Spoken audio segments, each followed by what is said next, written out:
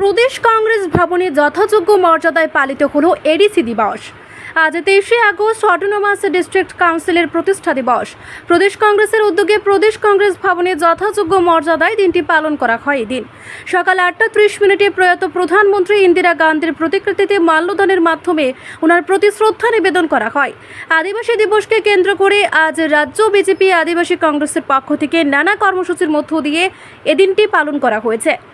1984 সালে প্রধানমন্ত্রী ইন্দিরা গান্ধীর অবদানে আদিবাসীদের জন্য সংশোধনী আইন প্রণয়নের মধ্য দিয়ে আদিবাসীদের অধিকার বরাদ্দ করার যে ভূমিকা উনি রেখে গেছেন তাকে মাথায় রেখে এদিন ওনাকেও শ্রদ্ধা নিবেদন করেন প্রদেশ কংগ্রেস। এদিন প্রদেশ কংগ্রেস ভবনে আয়োজিত কর্মসূচি থেকে ত্রিপুরার আদিবাসীদের কথা উল্লেখ করে বিশদে আলোচনা করতে গিয়ে প্রদেশ সভাপতি আশিস কুমার সাহা আরও বলেন, 23শে আগস্ট আদিবাসী দিবস।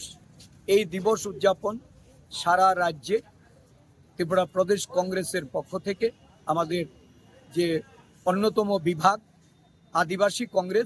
আদিবাসী কংগ্রেসের তাদের উদ্যোগে সারা রাজ্যব্যাপী প্রায় শতাধিক কর্মসূচি সংগঠিত হচ্ছে।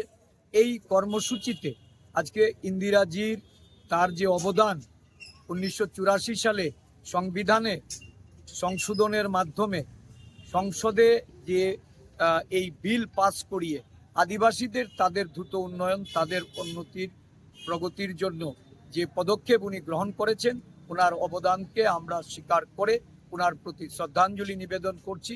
আমাদের এই রাজ্যের আদিবাসী জনগণকে আমার আন্তরিক শুভেচ্ছা, অভিনন্দন আমি জ্ঞাপন করছি। রিপোর্ট সংবাদ প্রতীক্ষা।